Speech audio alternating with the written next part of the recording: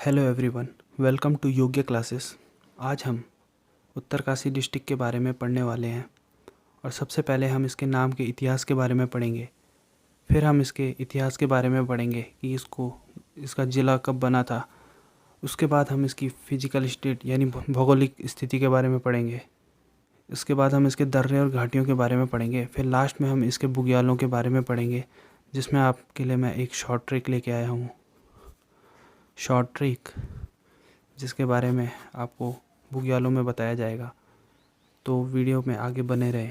सबसे पहले हम इसके नाम के इतिहास के बारे में पढ़ते हैं। नाम के इतिहास के बारे में तो जो इसका नाम है, सबसे पहले जो इसका नाम है वो है बाड़ाहाट। पुराना नाम इसका जो था वो था बाड़ाहाट। अभी बाड़ाहाट नाम क्यों पड़ा?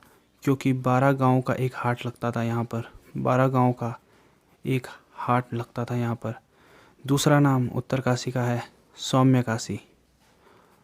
अब ये सौम्यकाशी नाम पड़ने का कारण यह था कि जिस प्रकार वाराणसी, जिसे हम काशी कहते हैं, तो जैसे वाराणसी काशी जो है वो अस्सी गंगा और वरुणा नदी के संगम पर, अस्सी गंगा और वरुणा नदी के तट पर स्थित है, उसी प्रकार उत्तरकाशी भी अस्सी गंगा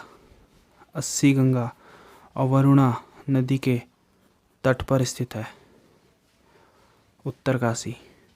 इसी कारण इसका नाम भी काशी पड़ा, उत्तर का काशी पड़ा या सौम्य काशी पड़ा। और ये उत्तरकाशी है, ये वरुणावत पर्वत के तल पर स्थित है,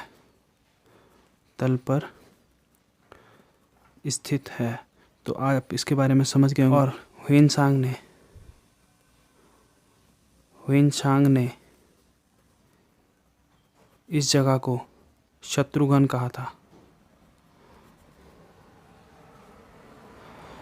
और जो यहाँ का नाम उत्तरकाशी पड़ा है वो विश्वनाथ मंदिर के कारण पड़ा है।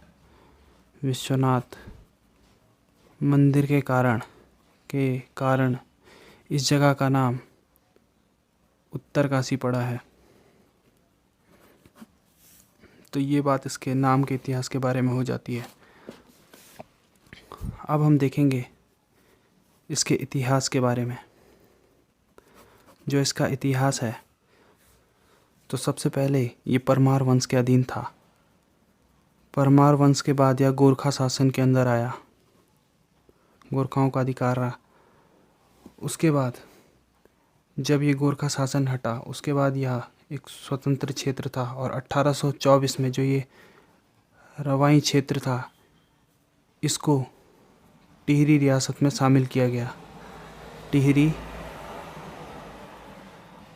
रियासत में शामिल किया गया। तो 1824 में रवाई क्षेत्र को टिहरी रियासत में शामिल किया गया। उसके बाद 1949 में जब टिहरी यूपी का हिस्सा बनी, तो उस समय उत्तरकाशी इसी के अंडर आता था। उत्तरकाशी उस समय टिहरी का ही हिस्सा था। तो जब ये इसका ही हिस्सा था, तो ये उसके बाद 24 फरवरी 1960 यानी 24 फरवरी 1960 को इसको एक अलग ज़िला बनाया गया। और ये ज़िला टिहरी से विभाजन करके बनाया गया। तो उत्तरकाशी का जो विभाजन हुआ था वो टिहरी ज़िले से हुआ था। और इसके साथ आपको दो बातें और याद रखनी है कि जो ये 24 फरवरी 1960 का समय है, इस टाइम 3 सीमांत ज़िले बनाए गए थे। 3 सीमांत ज़िले, और ये तीनों सीमांत ज़िले सबसे बड़े ज़िले हैं क्षेत्रफल की दृष्टि से, फर्स्ट सेकंड थर्ड नंबर पे। यानी कि फर्स्ट में देखे जाए तो चमोली है जो सबसे बड़ा ज़िला है क्षेत्रफल की दृष्टि से। सेकंड नंबर पे उत्तरकाशी है और थर्ड नंबर पे पिथौरागढ़ है।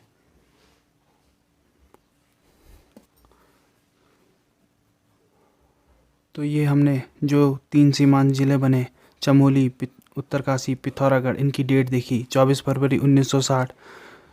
तो 24 फरवरी 1960 को आपको याद रखना है कि 3 सबसे बड़े ज़िले जो क्षेत्रफल की दृष्टि से सबसे बड़े हैं, क्षेत्रफल की दृष्टि से जो बड़े बड़े ज़िले हैं, पहला है चमोली, दूसरा है उत्तरकाशी, तीसरा है पिथौरागढ़। तो ये बने थे 24 फरवरी 1960 को। तो एक साथ में आपको 3 चीज़ें और पता चल गई। अब इस नाम के इतिहास के बाद हम इसके भौगोलिक स्थिति के बारे में पढ़ेंगे। भौगोलिक स्थिति, अगर आपको इसकी भौगोलिक स्थिति जाननी है तो सबसे पहले आपको इसके मैप के बारे में देखना होगा। और मैप कुछ इस तरह से है, कुछ इस तरह से इसका मैप है। ये एग्जैक्ट मैप नहीं है, ये बस मैंने हाथ से बनाया है, तो इसमें काफ़ी सारी मिस्टेक हो सकती है, पर आपको समझाने के लिए इतना मैप काफ़ी है। देखो, सबसे पहले हम इसकी बाउंड्रीज़ को देखेंगे। ये जो इसकी बाउंड्रीज़ है यहाँ से यहाँ तक, तो जो ये बाउंड्री है ये हिमाचल से बाउंड्री बनाता है। उसके बाद आपको अगली लोकेशन देखनी है। यहाँ पे ये चाइना बॉर्डर बनाता है, चाइना से बाउंड्री बना रहा है। उसके बाद अगली बाउंड्री इसकी यहाँ से यहाँ तक जो चमोली के साथ कनेक्ट होती है। चमोली को मैंने आपको बताया था सबसे बड़ा ज़िला है। उसके बाद ही उत्तरकाशी है, ये आपको याद रखना है। आयोग भी अब यह मानने लग गया है। उसके बाद ये वाला एरिया रुद्रप्रयाग का है, ये रुद्रप्रयाग का एरिया है, आपको ये पता होना चाहिए। उसके बाद जो यहाँ तक की बाउंड्री है ये टिहरी गढ़वाल की है, टिहरी गढ़वाल। अब जो ये बची हुई बाउंड्री है ये देहरादून से कनेक्ट होती है, देहरादून से कनेक्ट होती है। अब यदि आपसे पूछा जाए कि आप उत्तरकाशी जनपद के बारे में क्या क्या बता सकते हो, तो आप सबसे पहले इस मैप को याद करना। इस मैप को याद करने का एक काल्पनिक मैप भी यानी प्रोटोटाइप बता देता हूँ मैं आपको। इसको एक मछली के आकार का आप समझ सकते हो। जब आपको याद करना हो तो सबसे पहले आप इसको इस तरह से बना के इसको ईजीएस्ट वे से याद भी कर सकते हो। इसको ऐसे करके हिमाचल से जोड़ सकते हो यहाँ, तो इस तरह से आप इसका एक प्रोटोटाइप भी बना सकते हो। क्योंकि हर बार एकदम बाउंड्रीज़ को दिखाना आसान नहीं होगा, तो मैं आपको ये सजेस्ट करूँगा कि आप हर मैप का एक छोटा सा प्रोटोटाइप याद करो, जिससे कि आपको पढ़ने में आसानी होगी। तो इस प्रोटोटाइप को भी आपको याद रखना है। ये तो इजी है ही है, अगर आप इसको समझ जाओगे आप समझ जाओगे कि इसको ऐसे तरह से भी बनाया जा सकता है। इसको देखते ही आपके दिमाग में सबसे पहले या आपको इस मैप को देखते ही सबसे पहले क्या क्या चीज़ें दिख रही है। एक, इसकी बाउंड्री हमको पता चल रही है कि दूसरे राज्य से कनेक्ट हो रही है। दूसरे राज्य से इसकी जो बाउंड्री कनेक्ट हो रही है वो हिमाचल की है। फिर उसके बाद अगर इसकी इंटरनेशनल बाउंड्री की बात करें तो ये जो चाइना वाला इलाका है, चाइना, आप देख के ही बता सकते हो कि चाइना से इसकी इंटरनेशनल बाउंड्री कनेक्ट हो रही है। अब जो अन्य ज़िले हैं, जो ज़िलों से कनेक्ट हो रही है वो आप इस मैप में देखिए। एक चमोली है, एक ये चमोली से कनेक्ट हो रहा है, दूसरा ये रुद्रप्रयाग से कनेक्ट हो रहा है, तीसरा इसका कनेक्शन टिहरी गढ़वाल से हो रहा है, और चौथा कनेक्शन इसका हो रहा है देहरादून से। तो ये मैप बना के आपको इस चीज़ के बारे में आसानी से पता चल जाएगा। तो इस मैप को आप इजीली याद कर सकते हो और इस मैप के सारे आपके काफ़ी डाउट सॉल्व हो जाएंगे। और जो ये उत्तरकाशी ज़िला है, इसका अगर टोटल क्षेत्रफल पूछा जाए आपसे, ये सेकंड लार्जेस्ट ज़िला है और इसका क्षेत्रफल पूछा जाए आपसे 8016 स्क्वायर किलोमीटर। आपको ये याद रखना है कि 8016 स्क्वायर किलोमीटर इसका एक क्षेत्रफल है। आपको उसकी इंटरनेशनल बाउंड्री मैंने बता दी है, चाइना है, किसी दूसरे राज्य वो हिमाचल से कनेक्ट होता है, बाकी इसके 4 आंतरिक ज़िले हैं, इनसे ये कनेक्ट होता है। अब आपको मैं पढ़ाता हूँ दर्रों के बारे में। अब मैं आपको दर्रे भी इसी मैप में दिखा देता हूँ। दर्रों को पढ़ने के लिए सबसे पहले आपको एक प्रोटोटाइप ही ड्रॉ करना पड़ेगा जो आपको ईजी पड़ेगा। तो इसके लिए मैंने आपको इस तरह से एक फिगर बताया था जिसको आप इजीली याद कर सकते हो। तो इस प्रोटोटाइप को जैसे ही आप याद करोगे तो सबसे पहले आपको इसकी बाउंड्रीज याद आ जानी चाहिए। देखते ही आपको समझ आ जाना चाहिए ये कहाँ कहाँ से कनेक्ट होता है। तो जैसे मैंने ये बाउंड्रीज बना दी, अब आपको मेन आपको इस टाइम दर्रों में HP याद होना चाहिए, चाइना में दर्रे आएंगे और चमोली में दर्रे आएंगे। अब मैं आपको याद कराता हूँ। सबसे पहले हिमाचल से एक दर्रा कनेक्ट होगा, उसका नाम है श्रृंगकंठ दर्रा। इसको याद करने के लिए आप ऐसा भी याद कर सकते हो कि हिमाचल और उत्तरकाशी की जो बाउंड्रीज़ है वहाँ पे लोग सेम तरह के ही कहीं ना कहीं श्रृंगार करते हैं। तो इस श्रृंगार से आप इस श्रृंगकंठ को याद कर सकते हो। दूसरा है, मैं आपको बताता हूँ चमोली में। ये भी क्योंकि सिंगल दर्रा है इसलिए मैं पहले चमोली का बता देता हूँ। ये दर्रा है कालिंदी दर्रा। अब कालिंदी दर्रा इम्पॉर्टेंट है क्योंकि एग्ज़ाम में पूछा जाता है कई बार, तो ये इम्पॉर्टेंट हो जाता है। अब अन्य महत्वपूर्ण दर्रे, अन्य तो नहीं पर बहुत महत्वपूर्ण दर्रे हैं जिनसे आपको पूछा जाता है और पूछा जा सकता है, वो हैं ये 4 दर्रे। आपको इनके चारों दर्रों के नाम याद करने हैं। सबसे पहला दर्रा है नेलांग, दूसरा है थांगला, तीसरा है मुलिंगला और जो चौथा है सांग चोगला। तो ये 4 दर्रे हैं जिनके नाम आपको याद होने चाहिए। मैं इसको आपको बताता हूँ, मैं यहाँ लिख देता हूँ अलग से। अब आपको ये चीज़ याद होनी चाहिए कि ये उत्तरकाशी को चाइना से कनेक्ट करते हैं। तो ये नेलांगला, थांगलांगला, मुलिंगला, सांग चोगला आपको याद होने चाहिए और लोकेशन आपको मैप के हिसाब से। अब एक दर्रा और आता है, यहाँ पे आपको याद होना चाहिए हरकीदून, क्योंकि ये आपको जब मैं स्थल पढ़ाऊँगा तो वहाँ पे आपको ये भी पता होना चाहिए हरकीदून किधर है। तो ये हरकीदून का लोकेशन है और यहाँ पे यमुनोत्री की लोकेशन है। तो हरकीदून और यमुनोत्री के बीच में एक कनेक्टिंग दर्रा है, वो है, इस दर्रे का नाम है बालीपास दर्रा। बालीपास दर्रा। तो आपको पता होना चाहिए हरकीदून और यमुनोत्री को कौन सा दर्रा कनेक्ट करता है। ये हरकीदून, ये यमुनोत्री। तो हरकीदून और यमुनोत्री को कनेक्ट करने वाले दर्रों के नाम है बालीपास दर्रा। अब 2 अन्य महत्वपूर्ण दर्रे बच जाते हैं। तो अब आप इस जगह से सारे दर्रों के बारे में देख सकते हो और पढ़ सकते हो। तो बेसिकली मैंने आपको सारे दर्रों की लोकेशन आपको दिखा दी है। तो उसमें जो नेलांग दर्रा है ये थोड़ा इम्पॉर्टेंट हो जाता है क्योंकि इसको उत्तराखंड का लद्दाख और पहाड़ों का रेगिस्तान भी कहा जाता है। नेलांग दर्रे की जो घाटी है उसको नेलांग घाटी कहा जाता है। बाकी सभी दर्रों के बारे में कुछ ज़्यादा है नहीं, ये आप स्क्रीनशॉट लेके आप इसके बारे में पढ़ सकते हो।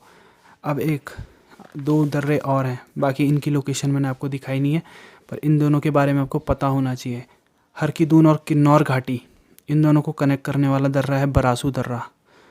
और ऑडेन कॉरल दर्रा जो उत्तरकाशी से भिलंगना घाटी को कनेक्ट करता है, ये है ऑडेन कॉरल दर्रा। इसके बारे में भी आपको पता होना चाहिए।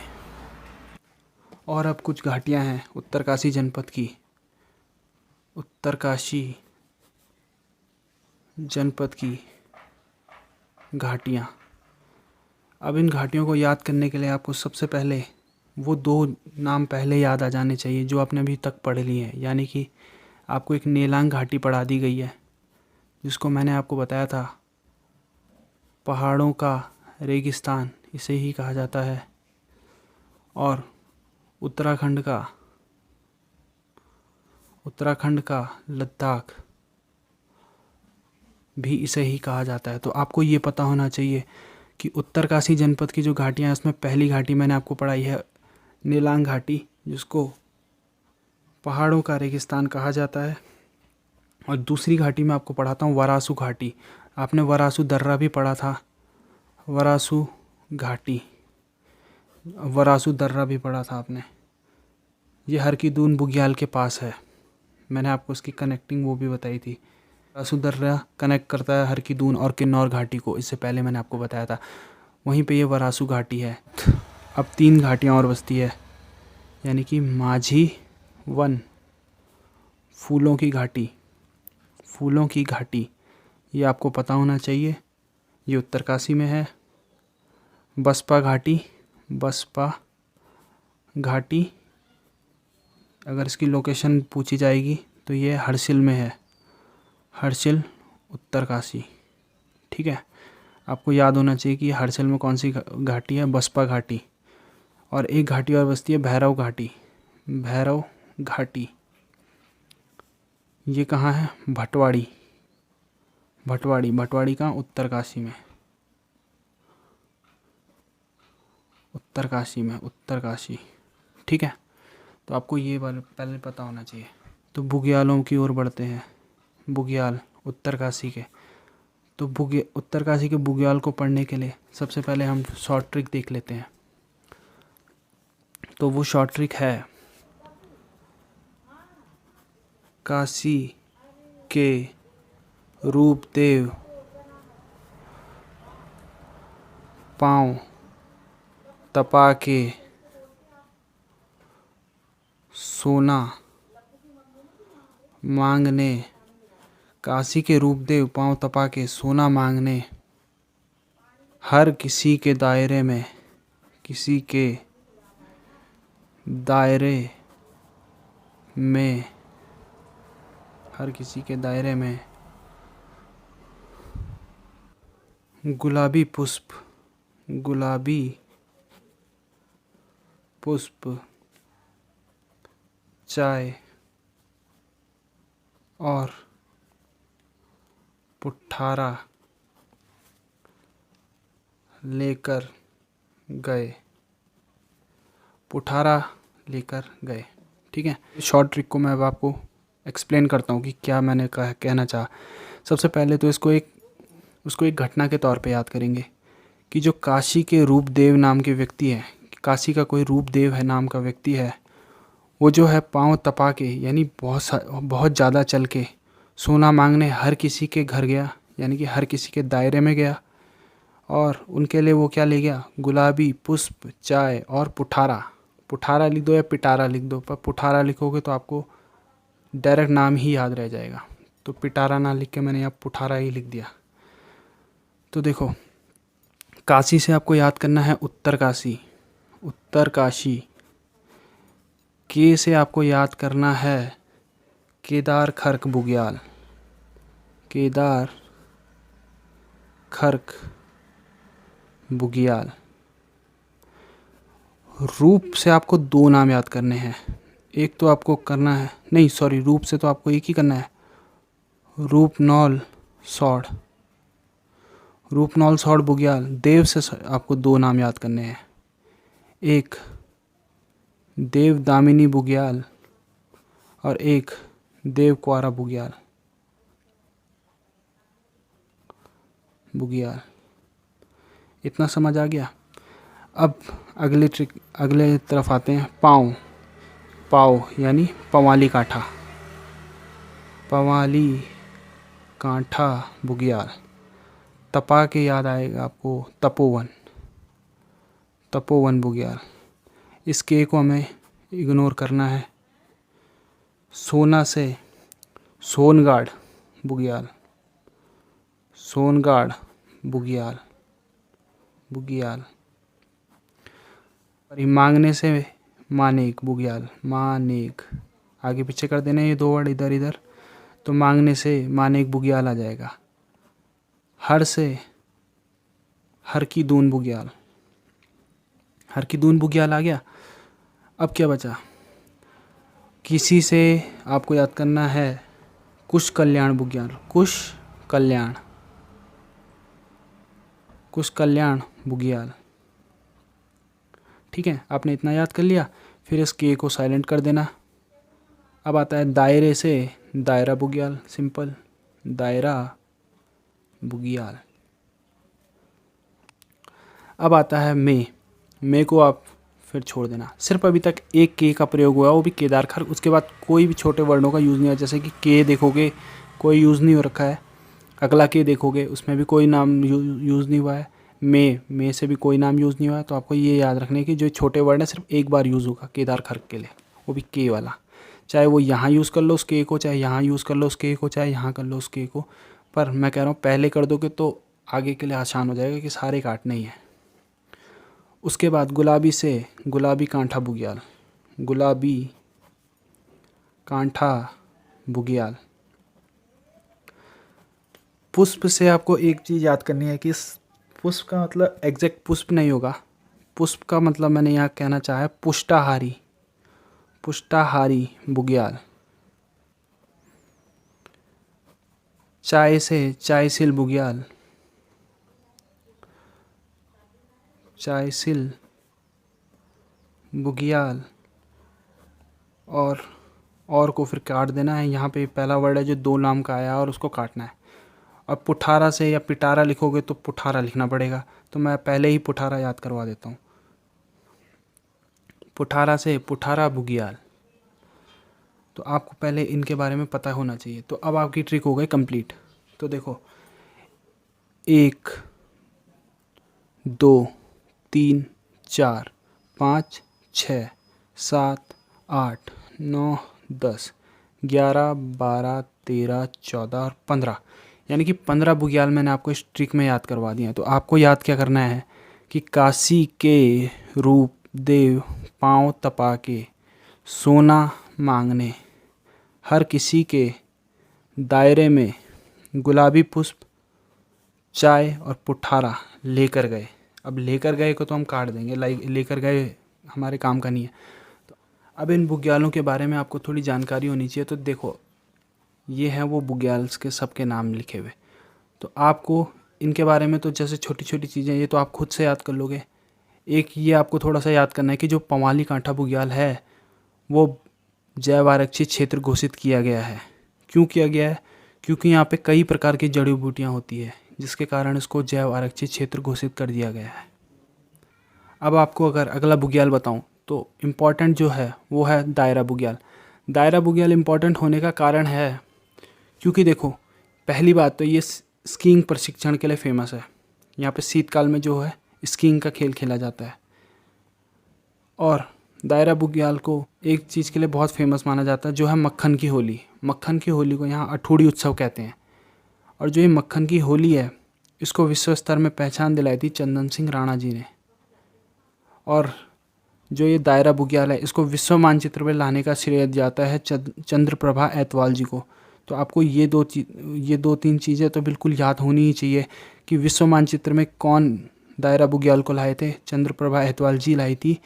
और यहाँ पे ये फेमस क्यों है? मक्खन की होली के लिए। मक्खन की होली यहाँ खेली जाती है जिसको यहाँ के स्थानीय भाषा में बोलते हैं अठूड़ी उत्सव। और इसको विश्व स्तर में पहचान कौन लेके आए थे? चंदन सिंह राणा जी। ठीक है, तो आपको ये याद रखना है। और यहाँ पे एक बकरी गांव भी पड़ता है इसके पास।